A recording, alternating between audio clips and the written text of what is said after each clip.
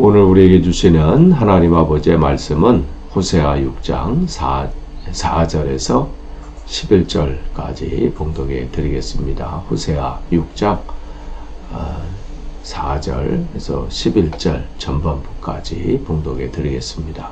에브라임아, 내가 너를 어떻게 하면 좋겠느냐? 유다야, 내가 너를 어떻게 하면 좋겠느냐? 나를 사랑하는 너희의 마음은 아침 안개와 같고 덧없이 사라지는 이슬과 같구나. 그래서 내가 예언자들을 보내어 너희를 산산조각 나게 하였으며 나 입에서 나오는 모든 말로 너희를 죽였고 나의 심판이 너희 위에서 번개처럼 빛났다. 내가 바라는 것은 변함없는 사랑이지 제사가 아니다. 불살라 바치는 제사보다는 너희가 나 하나님을 알기를 더 바란다. 그런데 이 백성은 아담처럼 언약을 어기고 나를 배반하였다. 길르앗은 폭력배들의 성읍이다. 발자국마다 핏자국이 뚜렷하다. 강도떼가 숨어서 사람을 기다리듯 제사장 무리가 세겜으로 가는 길목에 숨었다가 사람을 살해하니 차마 못할 죄를 지었다. 내가 이스라엘 집에서 소름 끼치는 일들을 보았다. 거기에서 에브라임이 몸을 팔고 이스라엘이 몸을 더럽힌다. 유다야, 너를 심판할 시기도 정하여 놓았다. 아멘. 우리가 이제 계속해서 이 호세아서 말씀을 나눕니다. BC 8세기에 활동했던 선지자입니다. 전에는 아모스 선지자가 있었고 이어서 이제 호세아 선지자가 북이스라엘에서 하나님 말씀을 전하고 그들이 돌이키라는 거예요. 시선을 주님께로 돌리고 주님께서 기뻐하시는 바가 무엇인지 알아서 그 일을 행하라 이렇게 말씀을 하시는 거예요. 그런데 지금 호세아를 통해서 하나님께서 말씀을 전하고 또 권면하시고 그렇지만 그들은 그 상황 속에서 정말 애통해하면서 참회기도 하고 내 삶의 문제가 뭔지 내가 왜 이 지경이 되었는지 이런 부분에 대해서 심각한 고민이 없고 회개도 없고 되돌아봄이 없습니다. 비로소 바벨론 포로로 잡혀갔을 때 이제 유다는 그때서야 깨닫게 되죠. 돌아서기만 하면 주님께서 아무 조건 없이 회복시켜 주시고 새롭게 하실 것을 약속하지만 그들이 이 위기 가운데 이게 하나님의 징계임을 알면서도 자기 죄에 대해서는 심각하게 생각하지 않았어요. 그렇게 생각한 거죠. 아무리 그래도 이 정도까지 하시면 어떻게 됩니까? 뭐 이렇게 나중에 그러한 원망과 또 그러한 불평만 있었던 거죠. 그러니까 하나님의 무한하신 사랑과 용서하심 뭐 이런 것은 기대하면서 자기 죄에 대해서는 철저한 회개가 없는 거죠. 여러분 기억하세요. 하나님은 사랑의 하나님이시고 용서의 하나님이시기도 하지만 공의의 하나님이시고 정의의 하나님이세요. 그러니까 그 부분들 우리가 점검해야 돼요. 그러니까 우리를 사랑하시고 또 용서하시고 그런 하나님이시지만 죄에 대해서는 단호하십니다. 그렇기 때문에 오늘 7절 말씀하시잖아요. 그런데 이 백성은 아담처럼 언약을 어기고 나를 배반하였다. 그러니까 그 언약이 주된 내용이 뭐예요? 그는 출애굽기에서도 나오지만 시내산 그 계약을 통해서 나는 너의 하나님이고 너는 내 백성이다. 그러니까 어떻게 해요? 백성답게 살아라. 이게 요지예요. 그러니까 나는 너의 하나님이고 너는 내 백성이다. 그러니 백성답게 살아라. 그런데 그들의 삶이 어땠어요? 그건 신경 쓰지 않았다는 거죠. 회복시키기 위해서, 또 살리기 위해서, 다시 계약을 기억나고 다시 돌이키게 하려고 했는데 어떻게 해요?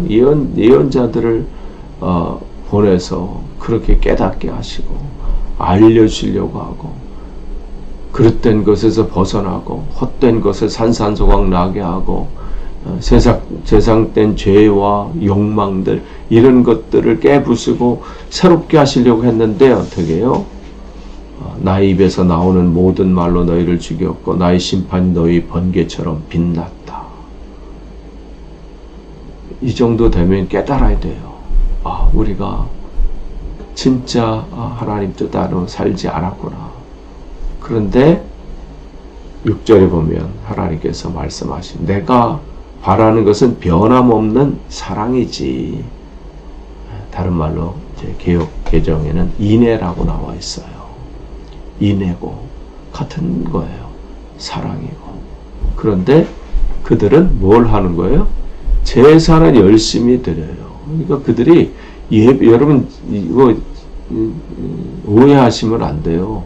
이들이 예배도 안 하고 하나님께 예배도 안 드리고 헌금도 안 하고 뭐 그렇게 막 한 거 아니에요. 열심히 그 나름대로 모여서 무슨 집회도 하고요. 예배도 드리고 헌금도 뭐 잘하고 나름대로 교회 봉사도 열심히 했어요. 안 한 게 아니에요. 했는데 그게 하나님 보시기에는 헛된 거예요.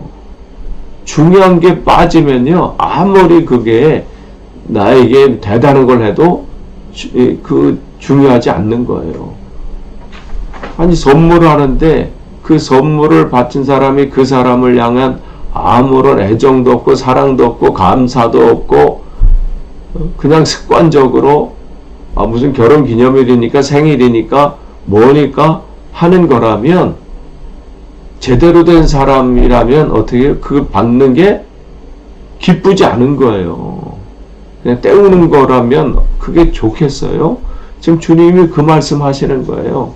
불살라 바치는 제사보다는 하나님은 너희가 나 하나님을 알기를 바란다. 이것은 그러니까 제사를 원하지 않고 뭐 예배를 원하지 않고 그런 그 모든 것이 필요 없다는 말씀이 아니에요.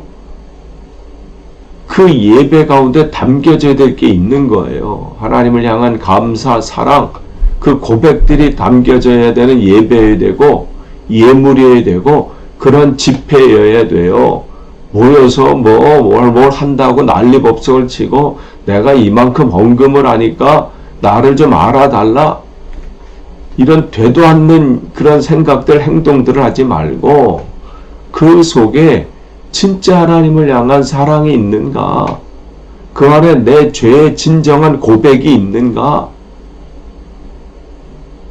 내가 그동안 삶을 살면서 하나님 앞에 죄된 것들 진정한 고백이 있는가, 그 부분들이에요. 그 부분들. 그런 예배를 받길 원하시죠? 그냥 모여서 뭐 대단한 뭘 하는 건 아무래야 그냥 꽹가리 치는 거나 마찬가지예요. 하나님은 거들떠도 안 보세요. 이미 이것은 호세아 4장 1절에도 말씀하셨잖아요. 주님의 말씀을 좀 들어라. 이 땅에는 진실도 없고 사랑도 없고 하나님을 아는 지식도 없다. 모여서 뭐 대단한 건 하는데 그 하나님에 대한 사랑과 진실과 이런 것이 없다는 것이죠. 그런 부분들을 지금 말씀하고 있는 거예요. 예배로 모이는 게 중요한 게 아니고 헌금을 드리는 게 중요한 게 아니고 그 안에 하나님을 향한 그 사랑과 감사와 또 죄의 고백이 담겨져 있는 예배여야 되고 모임이어야 되고 예물이어야 된다는 거예요. 그러면서 주님은 인애를 말씀하시고, 즉 사랑을 말씀하시고 하나님을 아는 것을 말씀하고 있습니다. 그러니까 하나님이 우리를 향한 변함없는 사랑, 이 사랑에 대한 우리의 반응은 뭐에 돼요? 하나님을 향한 동일한 사랑의 고백으로 돌려드려야 돼요. 하나님 나를 사랑하는 만큼 나도 하나님을 사랑해야 되는 거예요. 근데 그 하나님을 사랑하는 것은 어떻게 해야 돼요? 허공이 되고 하나님 사랑합니다. 예배만 열심히 잘 준비해서 드리고 그럼 되나요? 그 방법을 하나님 사랑의 방법을 알려주신 게 새 계명을 너에게 주노니 내가 너희를 서로 사랑하라. 내가 너희를 사랑한 것 같이 너희는 서로 사랑해라. 왜냐면 내가 만나는 그 이웃에게 그 안에 나를 사랑하신 하나님이 그 영혼에게도 있기 때문에 그래요. 그러니까 우리가 함부로 대할 수 있는 사람은 이 세상에 한 사람도 없습니다. 모두가 내가 경멸하고 내가 이 분노에 찬 그 상대여도 그 영혼도 깨닫지 못할 뿐이지 지금 하나님의 사람이에요. 그 영혼도 하나님이 사랑하시는 사람이고 독생자 예수 그리스도를 십자가에 죽으시기까지 살리시기 위해서 그 영혼을 위해서도 예수님께서 이 땅에 오신 거예요. 그러니까 하나님을 사랑하는 마음으로 우리의 이웃을 사랑하는 마음이 오늘 주님께서 말씀하시는 이 땅에는 사랑이 없다 말씀하신 그 사랑이고 인애입니다. 근데 이 사랑이라고 여기서 단어 쓰고 인애라고 쓴 그 단어가요 헤세드라고 말씀을 지난번 호세아 4장 1절에 할 때 말씀을 드렸어요. 그런데 이 단어가요 어떤 곳에서는 성도라 이렇게 쓰이고요 경건한 자 이런 단어 이런 번역으로 쓰입니다. 그러니까 예를 들면 시편 4편 3절에 여호와께서 자기를 위하여 경건한 자를 택하신 줄 너희가 알지어다. 여기서 그 경건한 자가 뭐냐면 이 헤세드의 이 동사의 명사인 하시드예요. 그러니까 여기서 주님을 알기를 원하는 나는 너희들은 나를 알기를 원한다. 나는 제사보다는 인의 사랑을 원한다. 그러니까 하나님이 원하시는 자는 누구냐면 다른 게 아니에요. 경건한 자라는 거죠. 이게 또 다른 곳에서는 성도라는 단어로 쓰여요. 시편 30편 4절에 주의 성도들아 여호와를 찬송하며 그의 거룩함을 기억하며 감사하라. 그러니까 성도도 그 명사인 하시드예요. 그러니까 성도가 어떤 사람이고 경건한 사람이 어떤 사람이냐 뭐하는 사람이냐 다른 게 없어요. 하나님을 사랑하는 자, 하나님을 인애하는 자. 그러니까 그 안에서 어떤 내 삶을 살아야 되는지가 분명해지죠. 그런데 그렇지 하나님을 사랑이 이웃 사랑으로 드러나야 되는데 8절부터 보세요. 그들의 삶의 모습은 어떻게 길르앗은 폭력배의 성읍이다. 그러니까 그 안에 있는 들이 열심히 하나님께 예배를 드리고 헌금을 하는데 뭐라고 말씀하세요? 그 동네 그 사람들을 폭력배들이라고 말씀하세요. 발자국마다 뭐가 있어요? 핏자국이 뚜렷하고 강도 때처럼 숨어서 사람을 기다리듯 제사장 무리가 세겜으로 가는 길목에 숨어다가 누가요? 제사장들이 사람을 살해하고 차마 못할지를 저집니다. 만약에 이 사람들이 이 얘기하면 뭐라고 대답할 것 같아요? 우리가 언제요? 우리가 열심히 예배도 드리고 헌금도 하고 집회도 갔고 모여서 무슨 행사도 하고 그 안에 중요한 게 빠진 거예요. 자기들끼리 모임이에요. 자기들끼리 예배예요. 몇 명이 모였냐? 주님은 관심이 없습니다. 1000만이 모여도 관심 없어요. 그 안에 진짜 생명이 빠져버린 거죠. 그러니까 어때요? 내가 이스라엘 집에서 소름 끼치는 일을 보았다.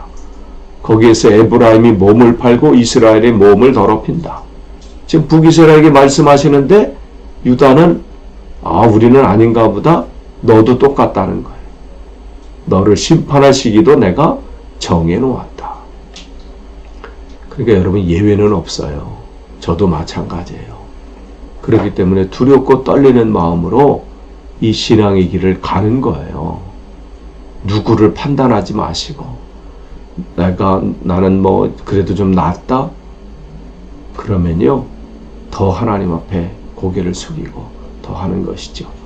아무쪼록 오늘 이 말씀 가운데 여러분의 하나님의 뜻을 깨닫고 온전히 서시는 복된 하루 되시길 축복합니다. 기도하겠습니다.